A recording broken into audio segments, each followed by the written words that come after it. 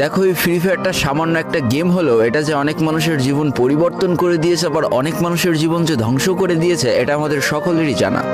তবে সামান্য এই গেমটা যে গোটা একটা পরিবারকে আবার নতুন করে জীবন দান করবে, এটা আসলে সকলের অজানা ছিল।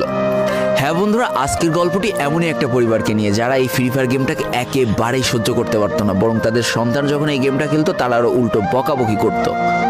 আর ভাগ্যের কি অপূর্ব লীলা খেলা, তখন সেই গেমটা আজকে গোটা পরিবারটাকে বাঁচিয়ে রেখেছে। আর এখন তার বাবা মাও উৎসাহ দেয় তাদের সন্তানকে যে ফ্রি ফায়ার খেলো। এজন্যই চলো জেনে আসি আসলে কি এমন ঘটেছিল ওই পরিবারটার সাথে। তো বেশি ব্যাকপ্যাক না করে ছোট্ট একটা ইন্ট্রো দিয়ে আজকের ভিডিও শুরু করা যায়। তো আজকের গল্পটা শুরু হতে চলেছে ছোট্ট একটা গ্রামের ছোট্ট একটা পরিবারকে নিয়ে।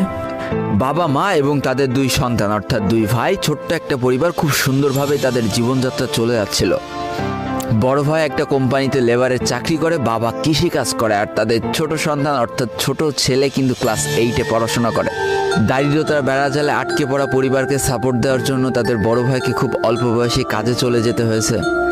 এই জন্য বড় ভাইয়ের পড়াশোনাটা ঠিকমতো হয়ে ওঠেনি। তবে বাবা মার একটাই স্বপ্ন ছিল যে তাদের ছোট সন্তান অর্থাৎ ছোট ছেলে যাতে উচ্চশিক্ষায় শিক্ষিত হয়। এই জন্য বাবা কৃষিকাজ করলেও সারাদিন মাঠে তুমুল কষ্ট করে এসে বাসায় যখন এসে দেখতো তাদের ছোট সন্তান পড়াশোনা করতেছে, সমস্ত কষ্ট এক চান্সে দূর হয়ে যেত।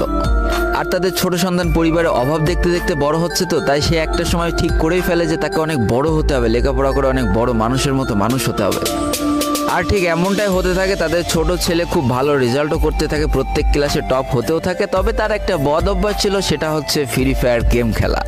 করোনা চলার সময় যখন তার স্কুল বন্ধ হয়ে যায়, তখন তার বাবা এবং বড় ভাইয়ের জমানো কিছু টাকা দিয়ে তাকে একটা ফোন কিনে দেওয়া হয় অনলাইনে ক্লাস করার জন্য। তার ফোনটা ছিল 3 GB র্যামের একটা ফোন। তবে এইখান থেকেই তার ফ্রি ফায়ার গেমের সাথে পরিচয় হওয়া। সারাদিন পড়াশোনার ফাঁকে সময় পেলেই সে ফ্রি ফায়ার গেম নিয়ে বসে পড়তো। আগে যেমন বাইরে খেলাধুলা করতো, এখন সে আর বাইরে খেলাধুলা করে না, ঘরে বসে সারাদিন ফোন টিপে আর ফোনে গেম খেলে।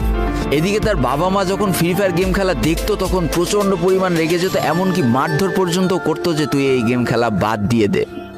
তবে তাদের ছোট ছেলে যতই বাবা মার বাধ্য সন্তান হোক না কেন, ফ্রি ফায়ার গেমটা ছাড়তে সে একেবারেই নারাজ।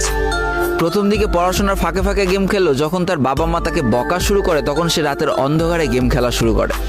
তবে বন্ধুরা বলে রাখা ভালো, সে কিন্তু তার পড়াশোনা একেবারেই ঠিক রেখেছিল, অর্থাৎ গেমের কোনো কালো ছায়া পড়াশোনার উপরে কোনোদিনই সে পড়তে দেয়নি, যার কারণে তার রেজাল্টও মোটামুটি ভালোই হতো।